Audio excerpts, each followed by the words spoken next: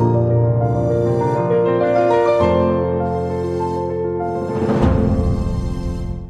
morning, everyone, and wishing you a very happy 75th Independence Day. Myself, Abhinav K. Shukla, I am Assistant Professor of Law at Hidayatullah National Law University. Today, I'll be talking about a very burning, a very hot topic, in the terms of legal fraternity and in terms of the parliamentary development. That is the 127th Constitutional Amendment Bill 2021, which has been very recently passed by both the houses of parliament, and it is just about to receive the assent of the president for becoming a constitutional amendment act. So what is so important about this particular topic? Why? Because many constitutional amendment acts or bills, they are passed by the parliament, and some of them are not very much talked about in the general public discourse. But this is something which has been into public discourse, in the public discussion, since when it has come to this particular issue, because of the fact that this is one such constitutional amendment bill which has been absolutely, completely supported by all the political parties with present inside the parliament with full majority. And there has been absolutely no dissent or opposition to this particular constitutional amendment bill.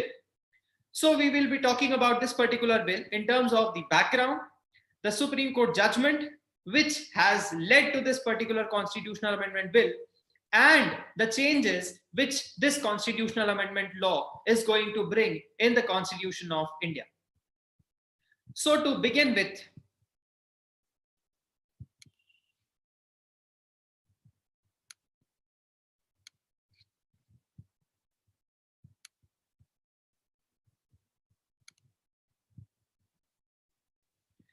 if we look onto the topic, it says 127th Constitutional Amendment Bill 2021, a rectification or a misinterpretation. This particular title justifies, or or in brief talks about or tells what we are actually going to talk about. We're not only going to talk about what is inside this particular constitutional amendment bill or what changes is it going to bring. We are going to talk about in terms of is it a rectification or a modification? Sorry, a rectification, or to say a modification, or rather it is a result of a misinterpretation. So why this? And when we'll be discussing about the background, as I said, it involves 102nd Constitutional Amendment Act and the Supreme Court's judgment of May 2021. Therefore, we will be referring to what has been interpreted or misinterpreted, what is to be rectified or is to be modified, and what was the need that this constitutional amendment bill had to be brought in the parliament and has been passed by the parliament with all the political parties supporting the constitutional amendment bill. To start with 127th Constitutional Amendment Bill, a brief introduction. If we talk about, telling you in very brief that a constitutional amendment bill, a constitution, a bill to amend the provisions of the constitution, a bill to bring changes in the provisions of the constitution. For that, in the Constitution of India, Article 368 has been provided, wherein the procedure for constitutional amendment bill or a constitutional amendment law has been provided in detail. There it is provided that for a constitutional amendment law or for amending the Constitution of India, both the houses of parliament have to pass a constitutional amendment bill with a special majority of both the houses. Special majority means minimum two-third majority, minimum two-third members present and voting in the house, both the houses supporting the particular bill. It's not a simple majority of 50%, so a two-third majority has to be given for the particular bill to be passed. Accordingly, for this 127th Constitutional Amendment Bill, very recently, both the houses, Lok Sabha as well as Rajya Sabha, have passed this particular bill with more than 2/3 majority, that is more than the minimum requirement of special majority. In fact, because I remember a specific number of the number of votes it has received in favor in the Lok Sabha. It has received 385 votes in favor of the constitutional amendment bill, and it has not received a single dissent or a single vote against the bill. The bill has not received any vote against it in the Houses of Parliament. If we talk about in Lok Sabha, 385 in favor, no votes against the bill. Accordingly, it has been passed, and the last procedure for any constitutional amendment bill to become an act, to become a law, and to eventually bring the changes in the constitution, the last step is the assent to be given by the President of India, and therefore this particular last step is left. Once the President of India will give the assent to this 127 constitutional amendment bill, it will eventually become 105th Constitutional Amendment Act. Not to be confused, because you should be clear about this thing. Constitutional Amendment Bill and a Constitutional Amendment Act are two different things. Constitutional Amendment Bill becomes an act after after all the procedures, all the requirements are completed. The President gives assent, the bill becomes an act. So this is 127th Constitutional Amendment Bill, which means that since independence, since the Parliament has started functioning since 1950 till date, we have had 127 constitutional amendment bills in the Parliament, but till date we have had 104 constitutional amendment acts, which means there are few bills which could not become an act.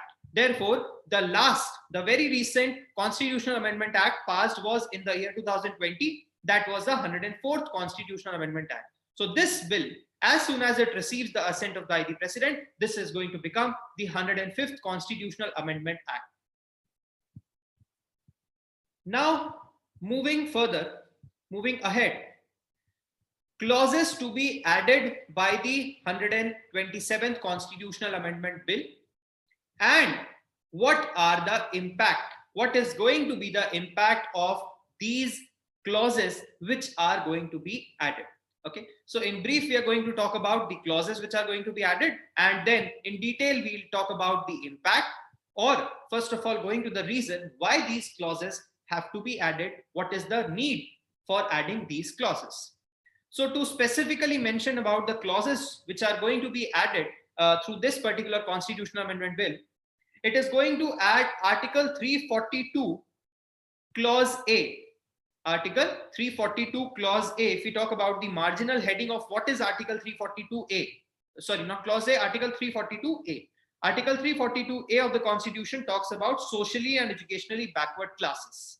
So the reservation which is to be provided to the socially and educationally backward classes, it is dealt under Article 342A, which means it talks about the identification and notification of the other backward classes by the President of India under Article 342A.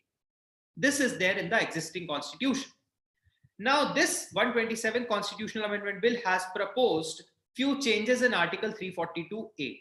What are the changes? The first change being, it is going to amend Article 342A Clause 1 and Article 342A Clause 2. What is the amendment? What exact changes are they going to have to be brought in these particular clauses? These two clauses are going to specifically mention and clarify that the notification issued by the President of India under Article 342A shall be specifically restricted and known as the central list. We are going to discuss what are the central list, state list, etc. But as I said, it's just a brief background about what 127 Constitutional Amendment Bill is going to bring, what changes it is going to bring. Okay, so Article 342A, Clause 1 and Clause 2, these two clauses shall be amended, and in these two clauses, it shall be specifically mentioned that when the President of India shall notify the list of OBCs, the list of socially and educationally backward classes, popularly known as the other backward classes, it will be only restricted, specifically restricted, and known as the central list. And then a new clause is going to be inserted in Article 342A, which is Clause 3. Article 342A, Clause 3. This is a new addition which is going to take place in Article 342A. And this is specifically going to mention that the states, the state governments shall have the autonomy, shall have the power, shall have the freedom to notify their own state lists, in which they on their own will identify and notify that in our state, these are the other backward classes. And in this state list, there shall be no interference by the president or by the union. These are the broad changes, the major changes which the 127th Constitutional Amendment Bill is going to bring in the Constitution of India. In addition to this, one more change is there, which is Article 366, 26C. Article 366, 26C.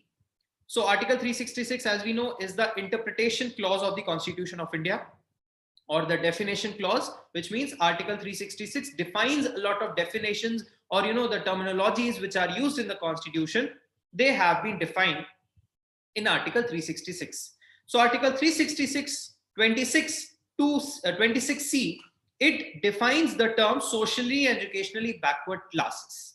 So in this particular article, in this particular clause, what change is going to be brought? The change which shall be brought is that in this, it would be mentioned again the specification with regards to central list and state list, that these are the two separate lists, central list and state list, which are going to be maintained with regards to the reservation and identification of the other backward classes. So these are the clauses which are going to be added by the 127th Constitutional Amendment Bill. Now, when we are going to talk about the impact which it is going to bring, first of all, we need to talk about the background, which is the 102nd Constitutional Amendment Act, which was passed in the year 2018. What changes it had brought, and what is the relation, what is the direct relation between the 102nd Constitutional Amendment Act and the 127th Constitutional Amendment Bill. So to talk about the changes, to talk about the amendment brought by the 102nd Constitutional Amendment Act 2018. So, in the Constitution of India, in the original Constitution of the India, there were provisions with regards to National Commission for Scheduled Castes and National Commission for Scheduled Tribes. Similarly, regarding identification of the scheduled castes and scheduled tribes, in the original Constitution, we had the provisions under Article 340, Article 341, Article 342. These are the provisions which were existing in the original Constitution, which talks about identification of the scheduled castes and identification of the scheduled tribes. So if we talk about what Article 341 is, what Article 342 is, 341 and 342, as given in the original Constitution, they gave the power to the President of India to identify and notify and issue a list which shall carry the names of the scheduled castes and the scheduled tribes. Now, why are these castes and tribes known as scheduled castes and scheduled tribes? Because they have been scheduled by the President in the list, in the SC's list, in the ST's list, which means, to simplify it, we can have two types of castes, or we can have two types of tribes. We can have a caste, we can have a scheduled caste. We can have a tribe, we can have a scheduled tribe. The difference is, if a caste is merely a caste and it is not a scheduled caste, what is the difference? The difference is the caste is not having its name mentioned or its place in the list issued by the President of India. Similarly, if a tribe is not having its name, its place mentioned in the schedule, in the list issued by the President of India, the tribe cannot be known as the scheduled tribes. So eventually, why are these important? because the whole reservation system, the reservation in educational institutions, the reservation in government jobs, the public employment, all these reservations are provided to the scheduled castes and scheduled tribes. So until unless a caste is not a scheduled caste, scheduled means issued by a list issued by the president. If the name of the caste is mentioned in that list, it is a scheduled caste. And scheduled tribe similarly means the list issued by the president of India. If the name of the tribe is mentioned in that particular schedule, it's a scheduled tribe and they are eligible for the benefits of the reservation which are provided in the education institutions as well as in the public employment. So there was no issue with regards to scheduled caste and scheduled tribes because these were specifically clearly mentioned in the Constitution of India under Article 341, 342. Similarly, the National Commission for Scheduled Caste, Scheduled Tribes, this already existed under Article 338, Article 338A. But the fact is, there was no such specific provision with regards to reservation, with regards to identification of the other backward classes. As in, who is going to identify them?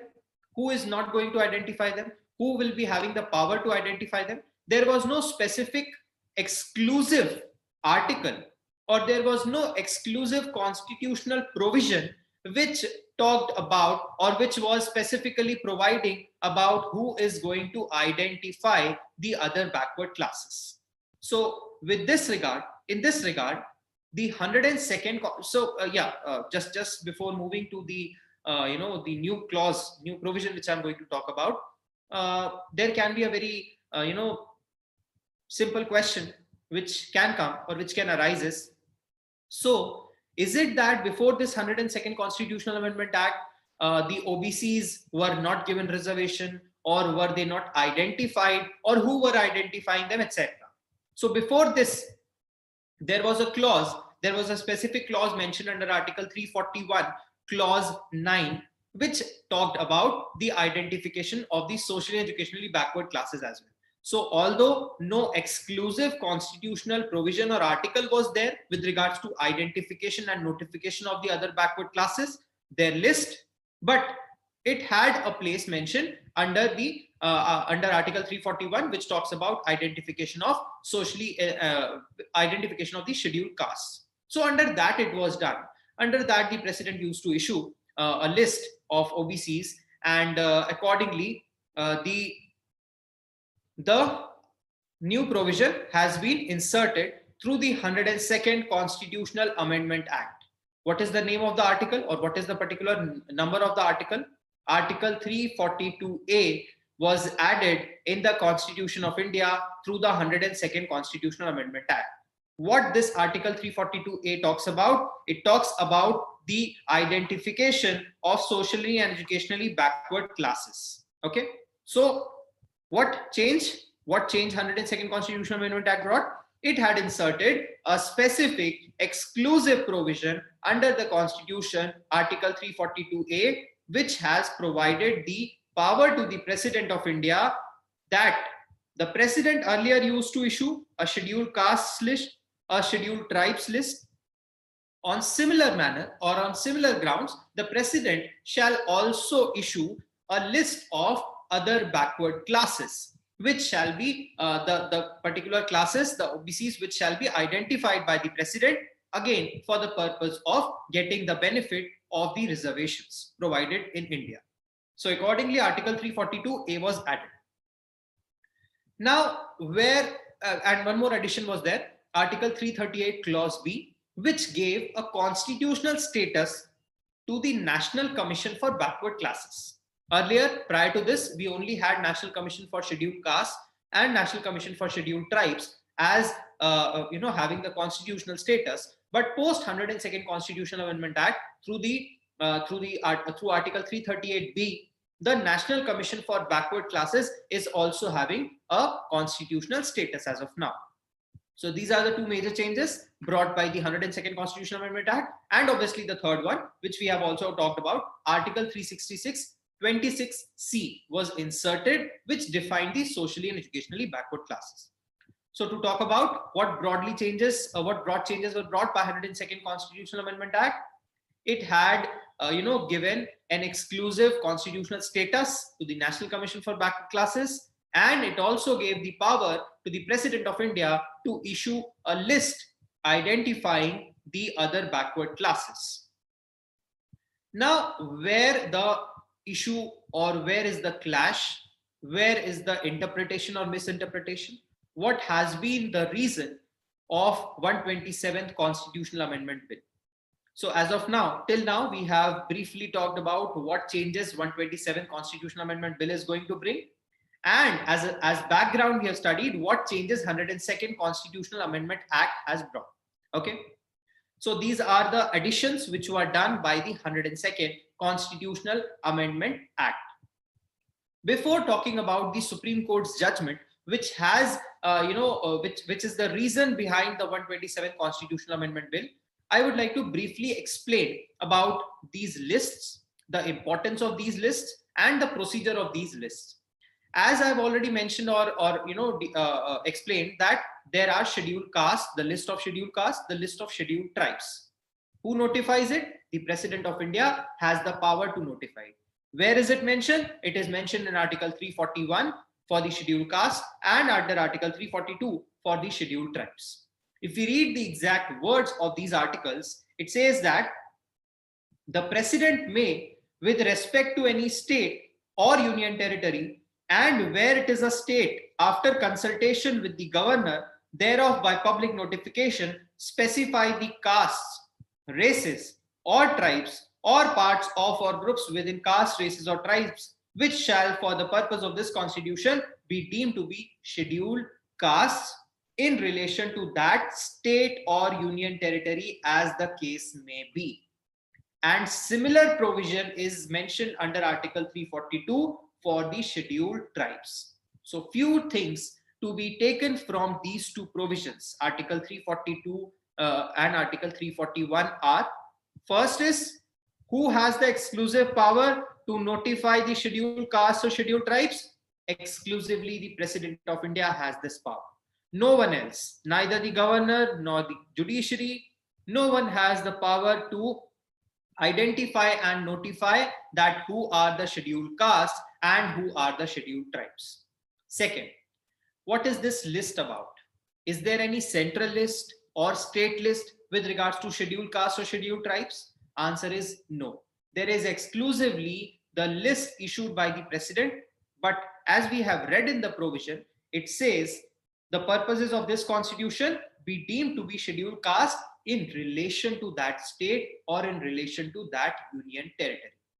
So just giving you an example or to simplify the things, let's say when we have become the republic, let's say the president issued, just assuming I'm not talking about the exact fact, the president for the first time issued a list of scheduled castes in the year 1951, let's assume.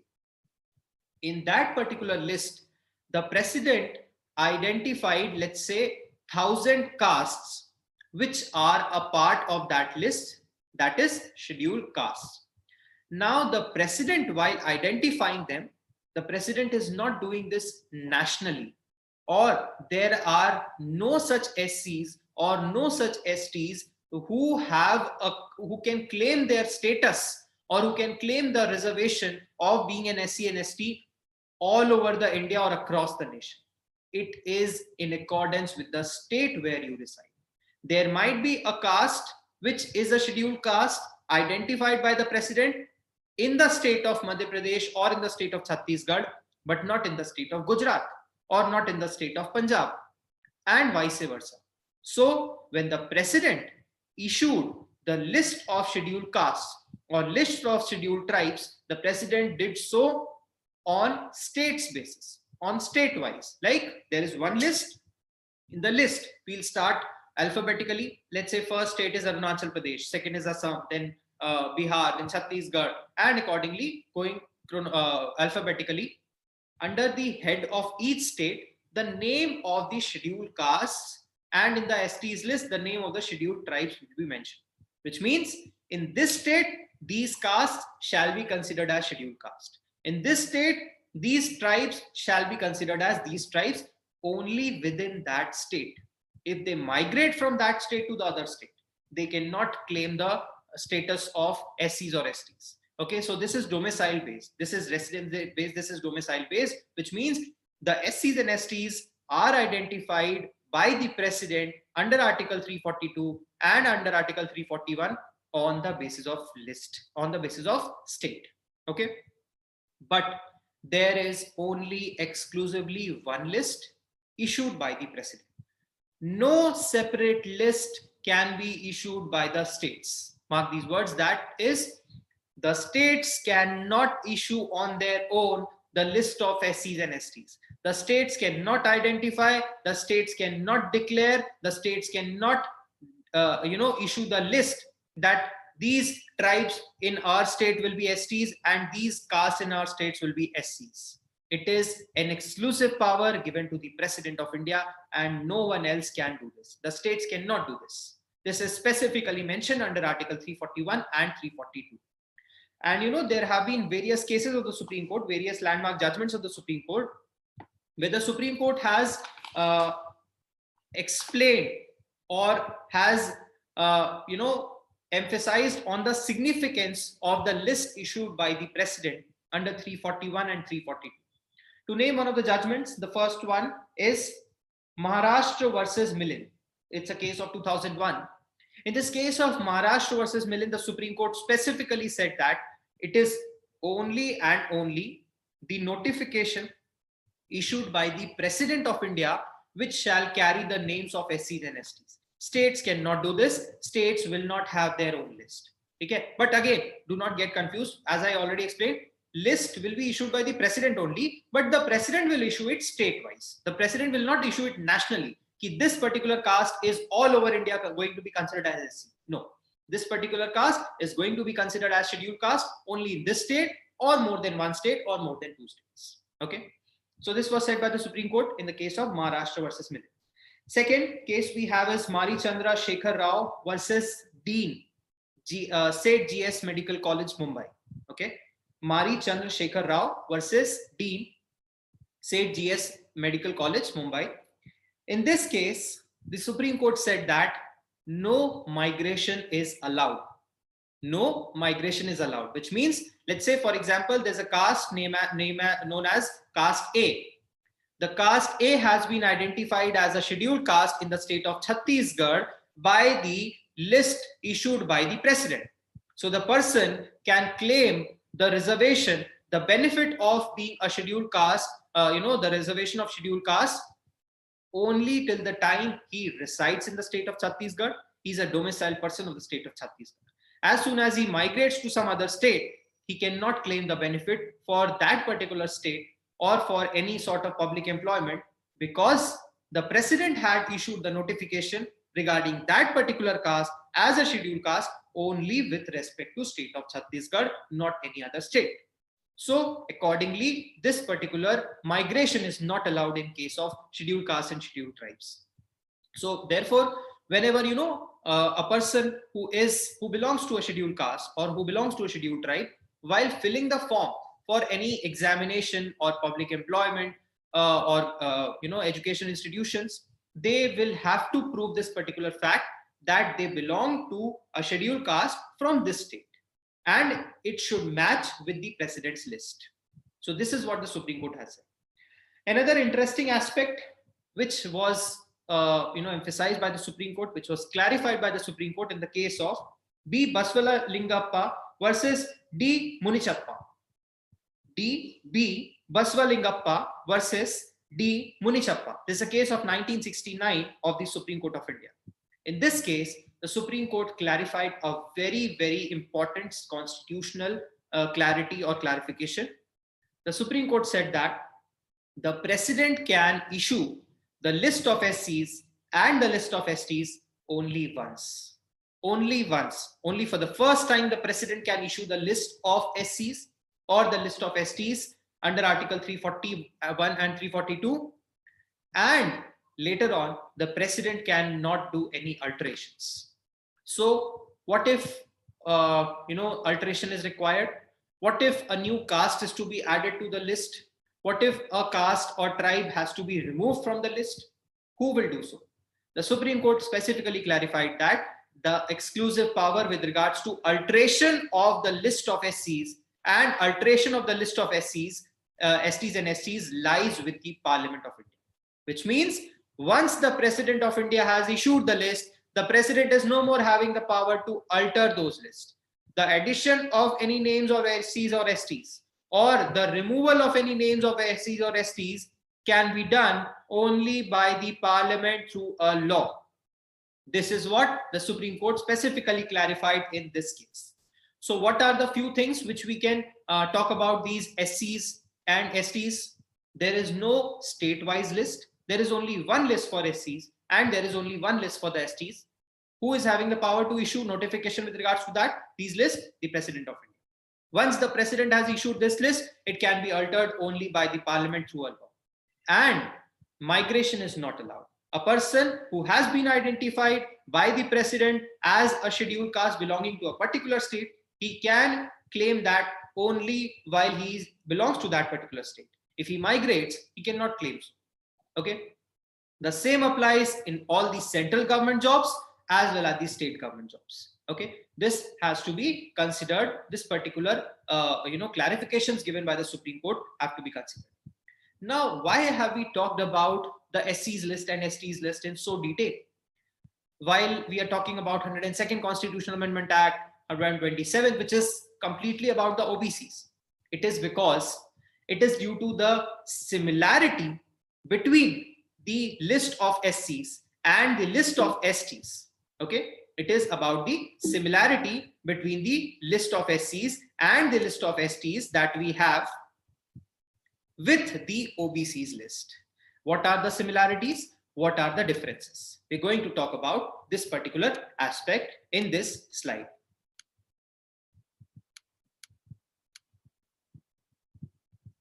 Central and state lists for SCs, STs and OBCs. What are the similarities and what are the differences? First question, is there any central or state separate list for SC, ST? Answer is no, because we have already talked about this in detail. Now coming to the other backward classes. Is there any separate list of center and the separate list of states for the other backward classes? Answer is yes.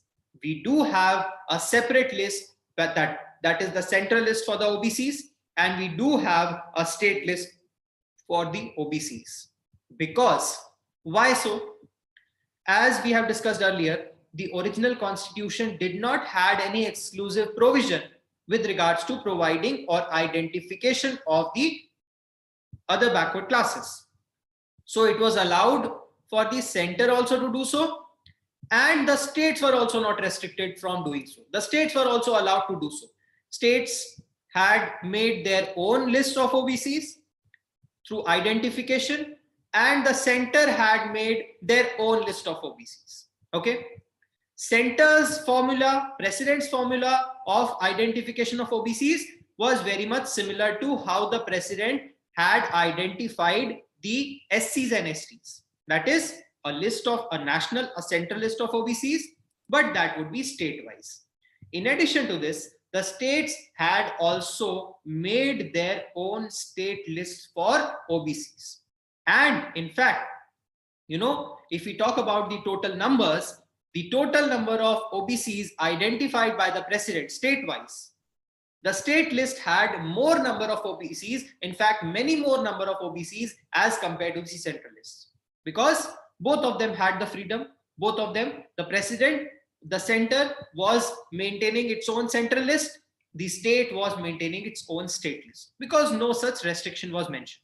But with regards to SC, ST, we have clearly seen in Article 341 and 342 that a specific restriction was mentioned. It specifically says only the President shall do so. In case of states, the President shall do so with a consultation with the governor. But nowhere in 341 and 342 it was said that the states are allowed. So states have been restricted since the original constitution. But no such restriction existed for the OBCs list. Therefore, as a result, we have a separate central list for the OBCs, and we also have the list of OBCs state-wise maintained or altered by the states.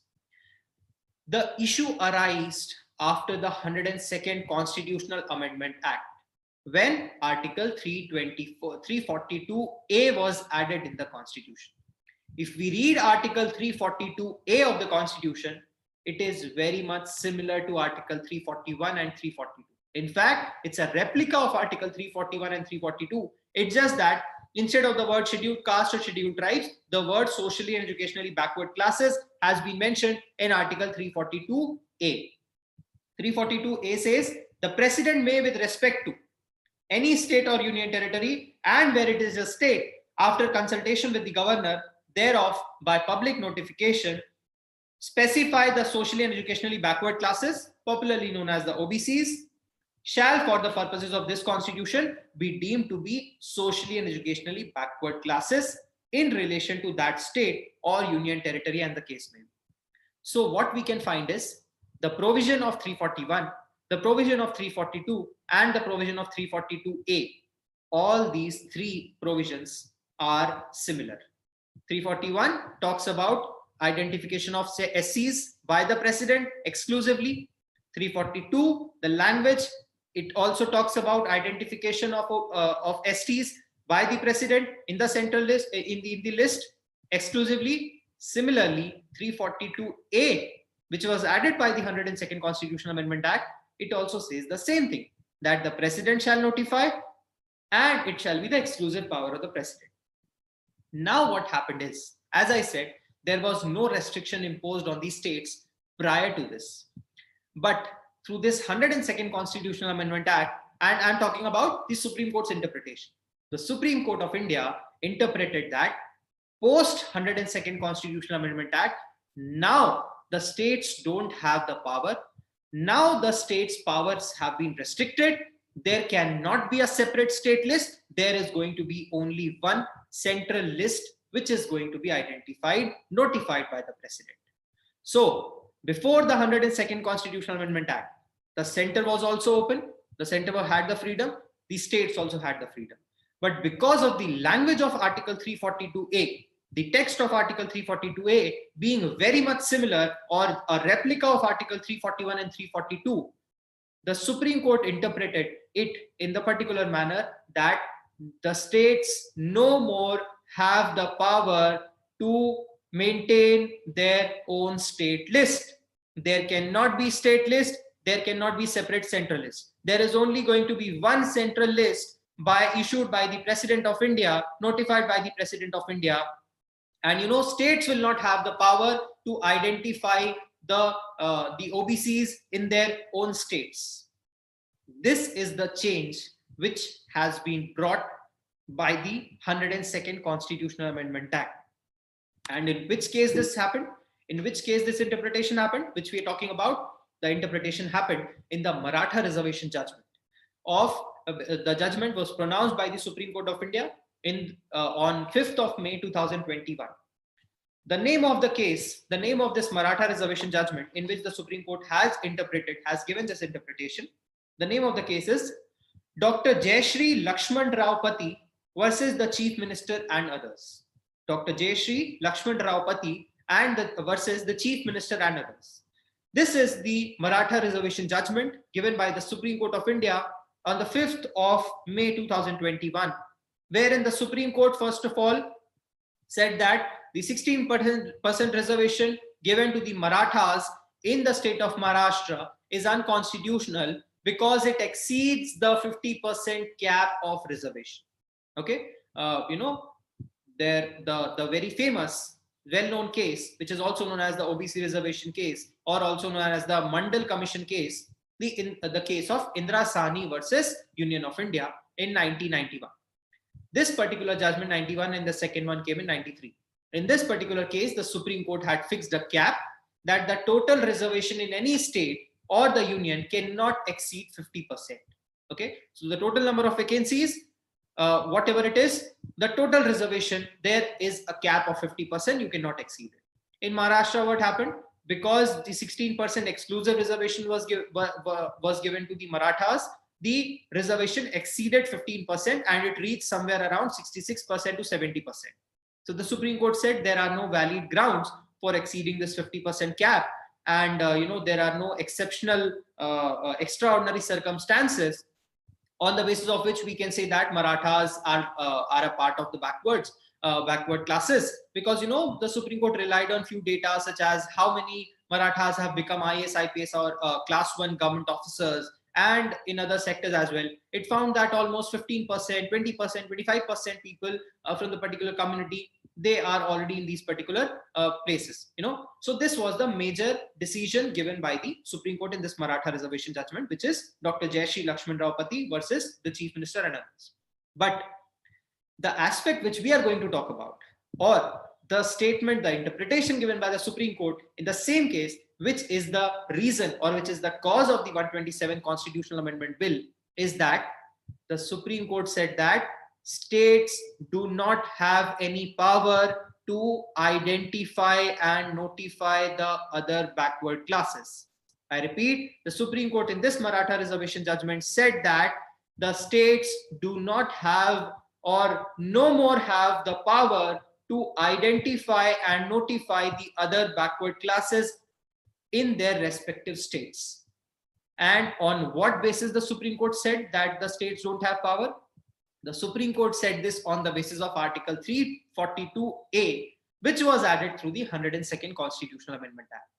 The Supreme Court said that if you read the language of 341, 342 and 342A, it is the same as 341 and 342 restricts the states, or they exclusively allow the president to notify the list for SCs and STs. Similarly, 342A allows the president exclusively to notify the list of OBCs, which means the states do not have any power to identify other backward classes for their respective states. And in fact, Maratha reservation, Marathas were identified, it was on the states basis. It was recommended by the State Backward Classes Commission, and it was identified by the states.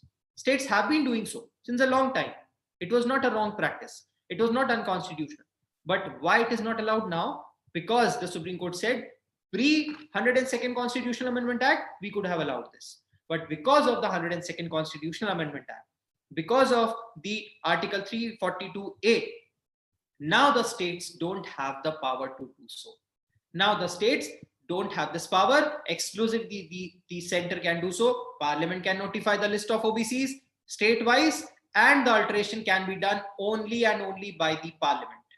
Okay.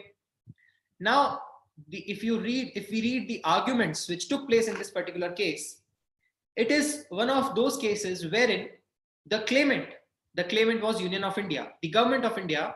The Attorney General of India on behalf of the Government of India claimed over there that, claimed in the Supreme Court that we do not want this power. We want to decentralize and give this power to the states. And the purpose of 102nd Constitutional Amendment Act was not to take the power from the hands of the states. So the Union of India in this Maratha reservation judgment was claiming that the states do have the power to identify other backward classes in their respective states, and president or the center also has the power to identify the OBCs with respect to the central list, which means the central government, the union government in this particular case claimed that no 102nd Constitutional Amendment Act, no Article 342A does not means this. You are interpreting it in a different manner. That was the claim of the Union of India.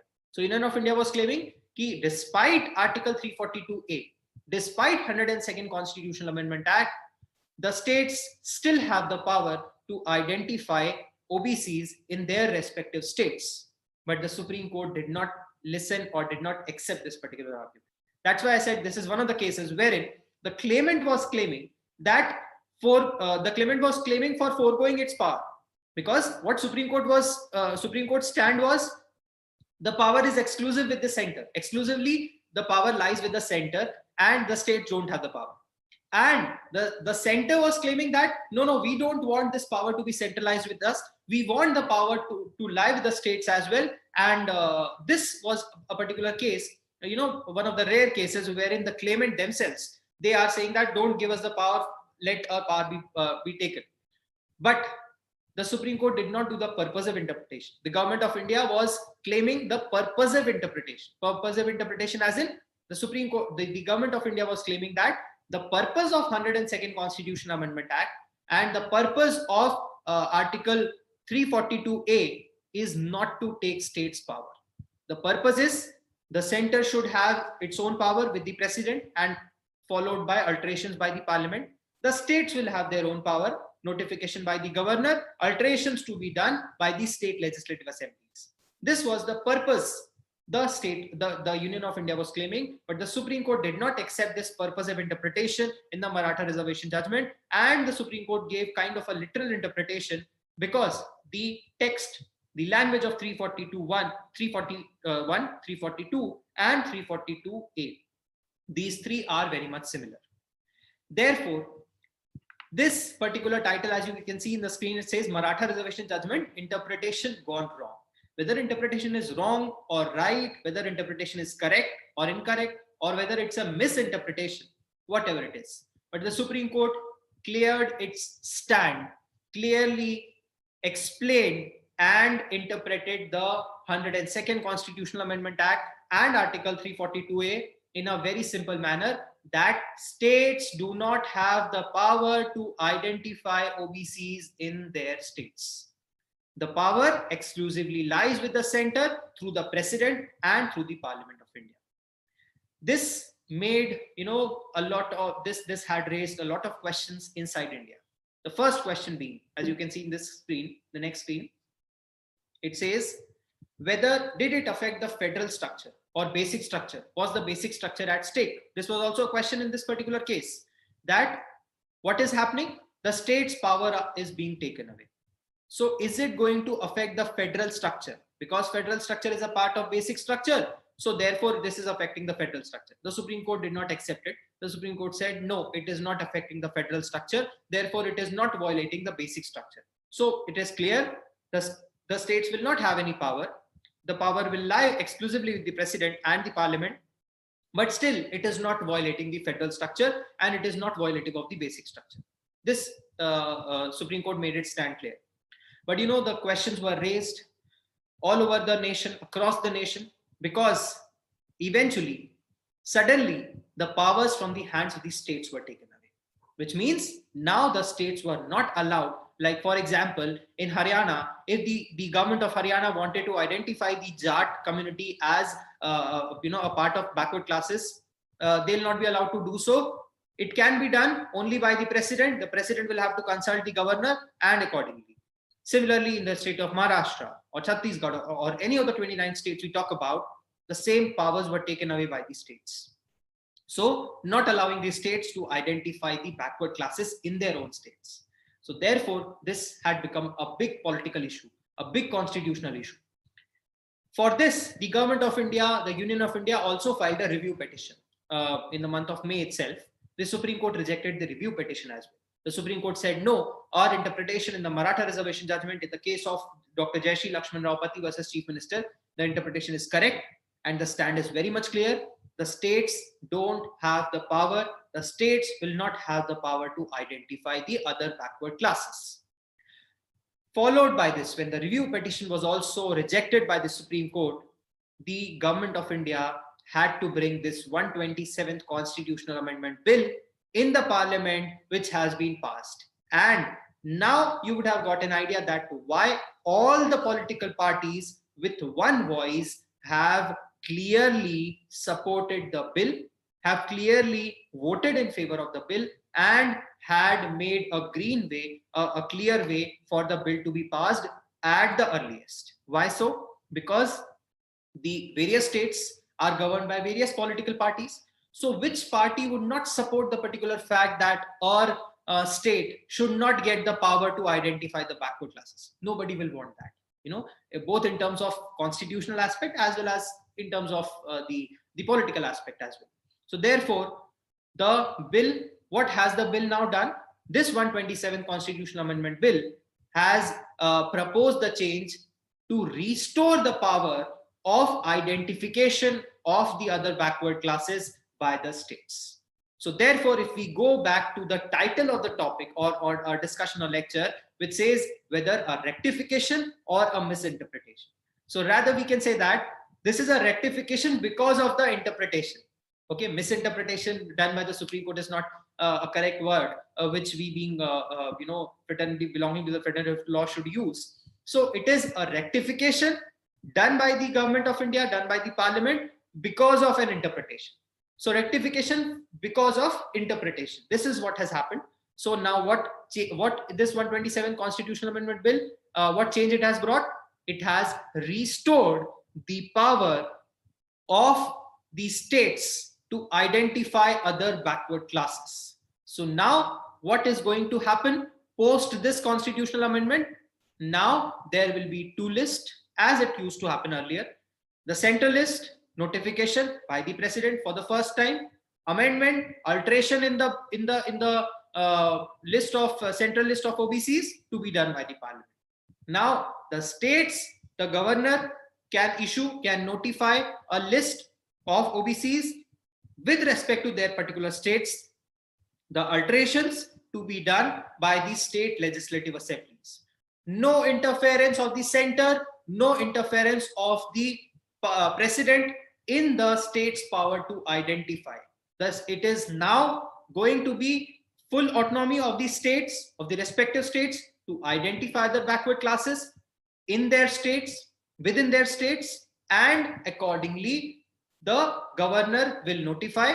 Thus, state legislative assemblies can alter the list of OBCs. Okay, there is a possibility of a question which might have come, in few minds, which is it not possible that the overlapping may happen? That, for example, the president has identified a particular caste as belonging to the other backward classes within a particular state, and the state has also done so.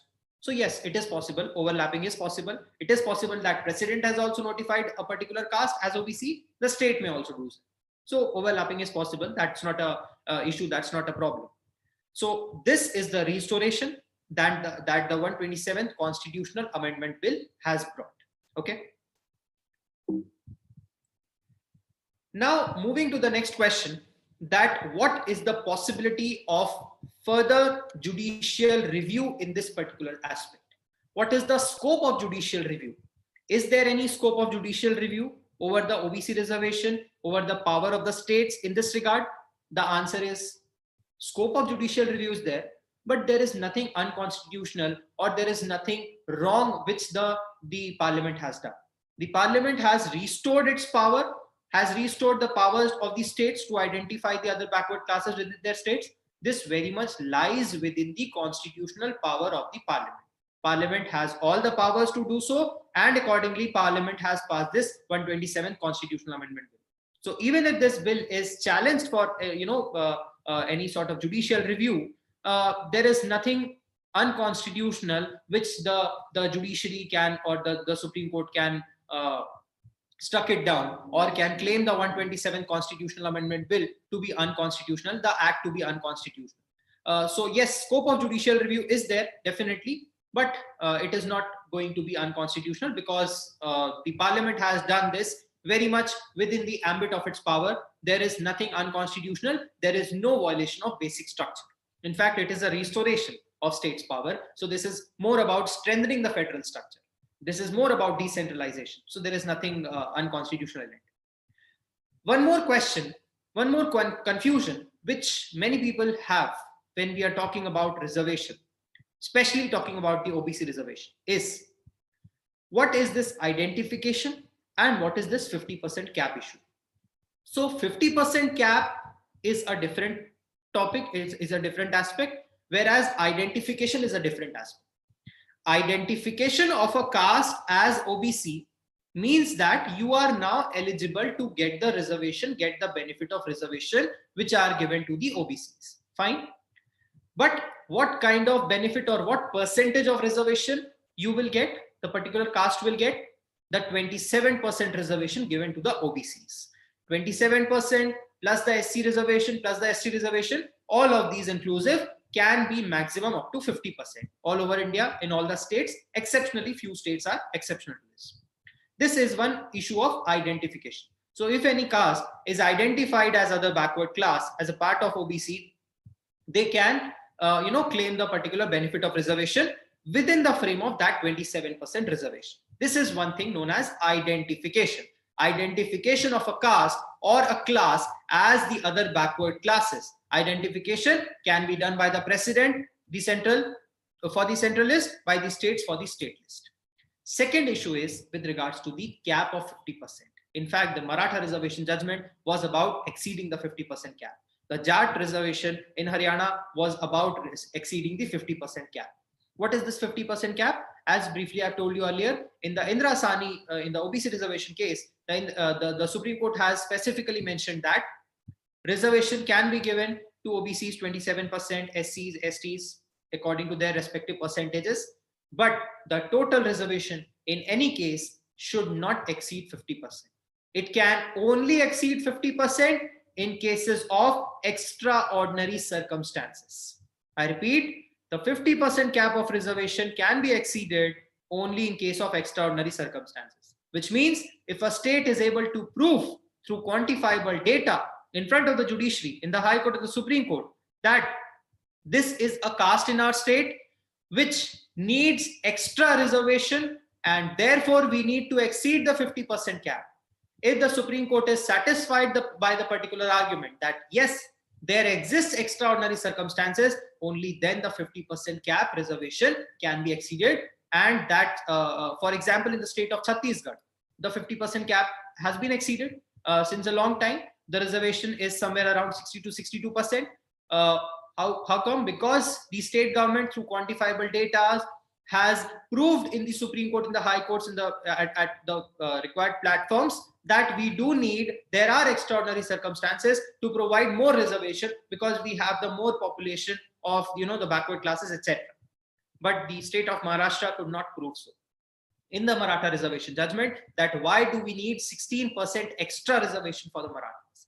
They could not prove those extraordinary circumstances. The Supreme Court said, sorry, you cannot exceed the 50% cap. You will have to be there within the 50% cap. So this is a particular aspect which I wanted to discuss at last, because there are issues about identification and 50% cap, which are two different aspects, which are two different things, but both of them related to the Maratha reservation judgment. So concluding about our discussion which we have had till now, why the 127th Constitutional Amendment Bill had to be brought? This is directly related to the 102nd Constitutional Amendment Act. It brought the changes, it inserted Article 342A, it inserted various other articles, which eventually restricted the state's power. And when did this restriction of the state's power had come into public discourse or in the legal context? When the Supreme Court identified, the Supreme Court clarified and interpreted in the case of Jai Shri Lakshman Raopati versus Chief Minister, the Maratha reservation judgment in May 2021, the Supreme Court said that states no more have the power to identify the OBCs in their states. The power exclusively lies with the center, with the president and the parliament in case of central list and the lists of the OBCs of these states. Therefore, to restore the power back to the states, to strengthen further the federal structure, as has been claimed by the government in the objectives of the 127th Constitutional Amendment Bill, to restore the powers to the state, this particular Constitutional Amendment Bill has been brought and has been passed by the Parliament, which is very soon going to become the 105th Constitutional Amendment Act. So thank you, everyone. I hope that I could clarify, or I could explain, or I could simplify the issue, the relation, the context of the two Constitutional Amendment Acts, the whole procedure or aspects of the power or exclusivity or the list of the scheduled caste, scheduled tribes and the OBCs. In case of any issues, in case of any questions, you can write your reviews, or you can talk about the same in the particular forum or platform, which shall be provided to you by the lawinsider.in. So thank you, everyone, for listening patiently, and we'll meet soon with any other burning constitutional or legal issue in the nation, and I'll further try to clarify and simplify any such issues, or to explain and discuss with all of you any such issues. Thank you. Happy Independence Day.